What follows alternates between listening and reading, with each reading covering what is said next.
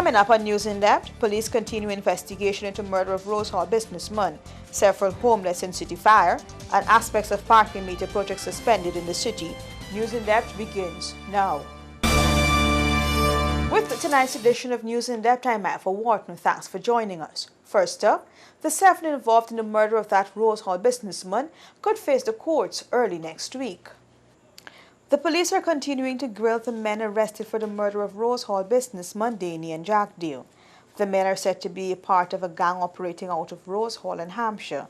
Images of those arrested appeared in the daily newspapers today, and it shows some known faces to the police. Commander of B Division Ian Amsterdam told this newscast that the weapon found was sent to the city for ballistic testing, and an application for extension to keep the men in custody was made. The commander also confirmed that the men are likely to face the courts early next week.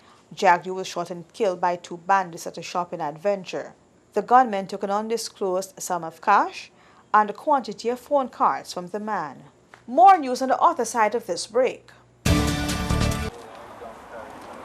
Hey, looky there. Let me go techie boots. Boots? No, man, I ain't gonna get like a thief in a big stinky 30-second boots. Plus, it can be more cheaper online. And don't got my favorite color, pink. Let me go on. Online shopping. Cheaper, faster, better. Passback.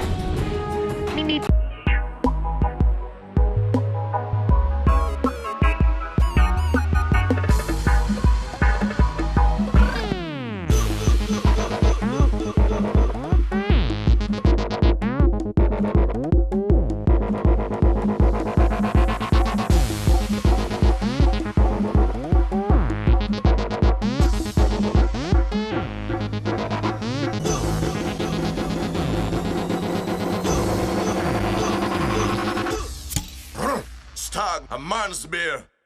Welcome back. Several persons are homeless after 3 buildings were destroyed in a fire early this morning.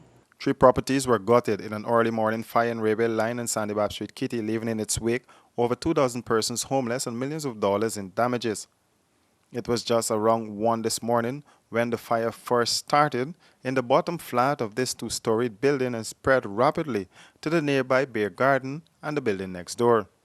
Some 13 persons are said to be living in the apartment building where the fire started, and it's unclear to all the occupants what really started the fire. Just hear me, old man, hollering, Kevin, what you doing?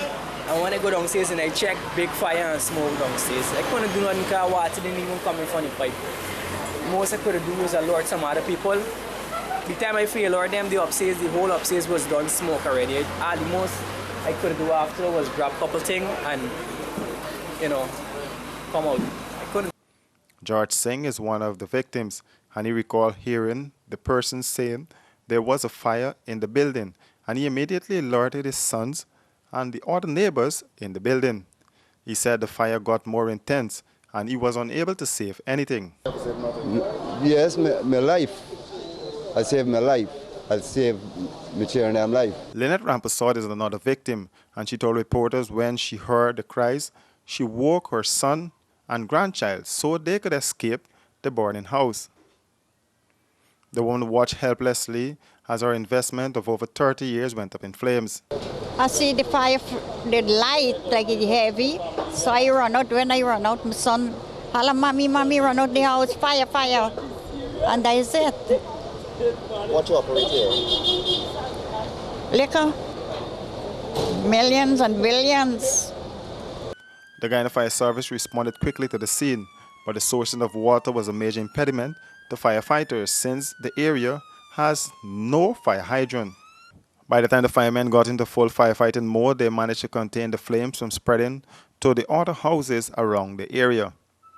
Pammy Gravesandi is another victim, and she told reporters that she was not at home at the time, but when she arrived this morning was when she came face to face with this reality. I don't know. I don't know where to start from. Probably my sisters would have to help me. I don't know. There are conflicting stories as to how the fire started, but that is now a subject for the investigators of the Guyana Fire Service. Morning. Hi, honey. Your family will love new Abbey butter spread.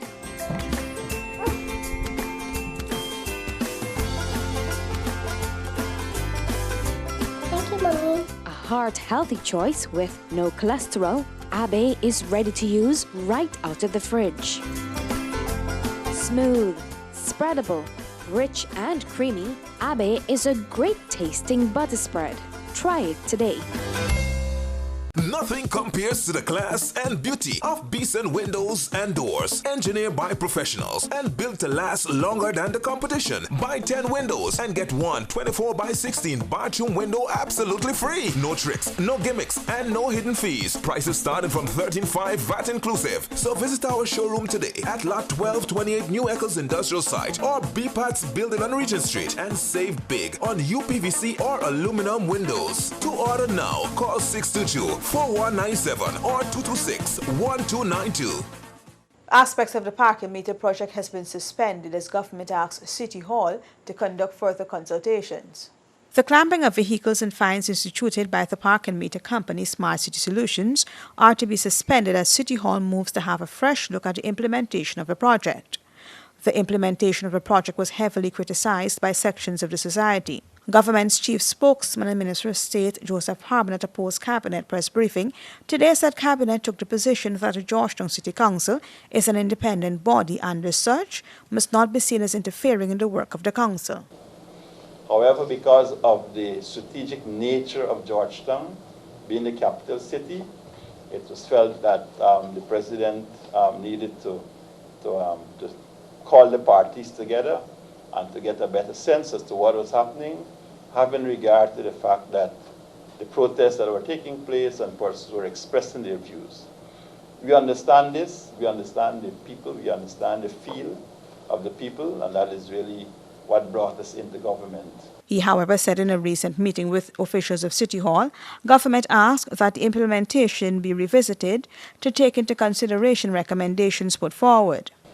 My understanding is that the city has actually taken certain steps. In fact, one of the first steps I understand that they have taken was to basically suspend the punitive aspects of the parking meter program. That is to say, the clamping and so on of vehicles. I believe that they have indicated that that's going to be suspended and that they will engage with stakeholders to see how best the program of the parking meters can be adjusted. Harmon said that council representatives made the point that they still have a city to run where citizens have expectations. So you had a city that was responsible for a larger area but less resources. And so with less, we are expecting more from them. So we are mindful of that situation also with the city. That's a wrap for this edition of News in Depth. See you here next week.